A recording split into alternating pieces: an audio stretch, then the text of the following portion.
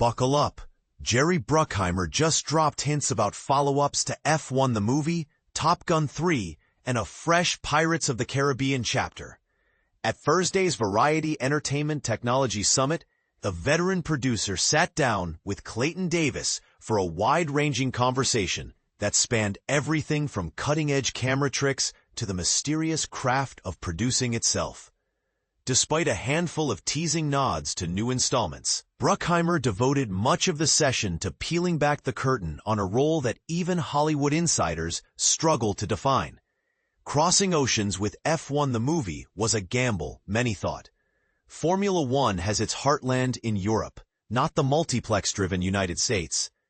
Yet what seemed like a niche concept raced past expectations, racking up over $624 million worldwide, a haul more often linked to Tier 1 superhero outings. It's the thrill of discovery.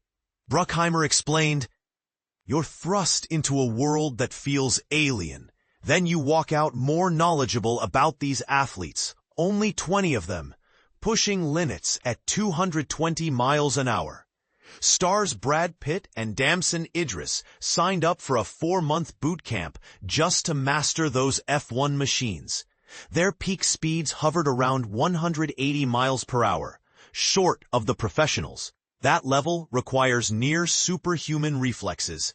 Think of it like learning an intricate instrument. You don't just press keys. You immerse yourself in decades of technique until every flourish feels earned.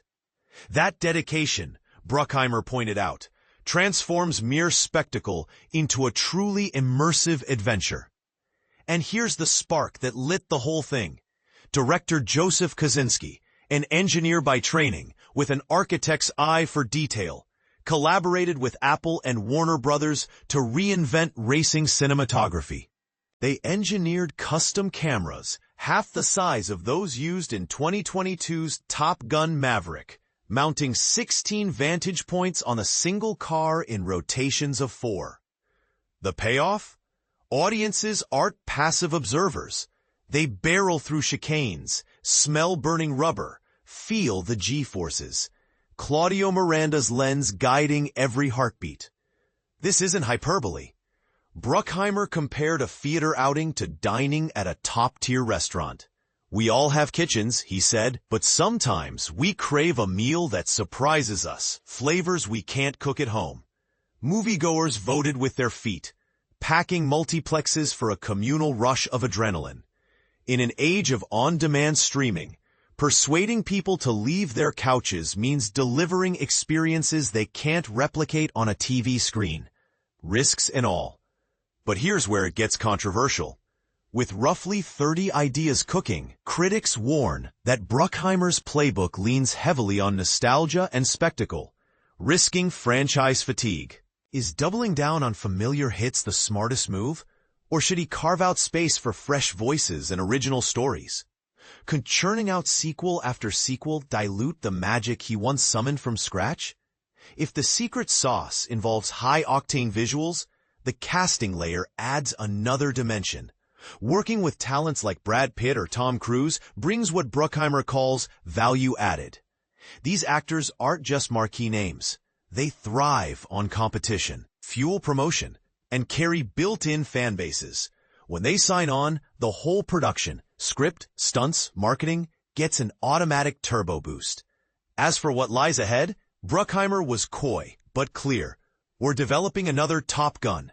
Hopefully we'll make another F1. We're working on another Pirates." Davis couldn't resist quipping, "Shall we call it F2?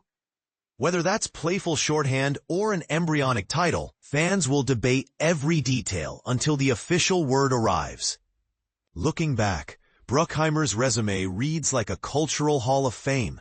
From 80s touchstones like Flashdance and Beverly Hills Cop, to modern tentpoles such as Bad Boys, National Treasure, CSI, and Fire Country.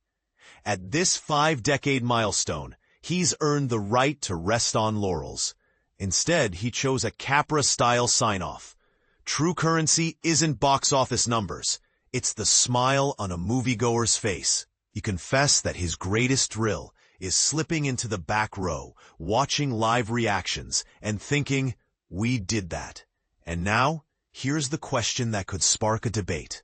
Are we entertaining audiences or numbing them with ever-escalating spectacle?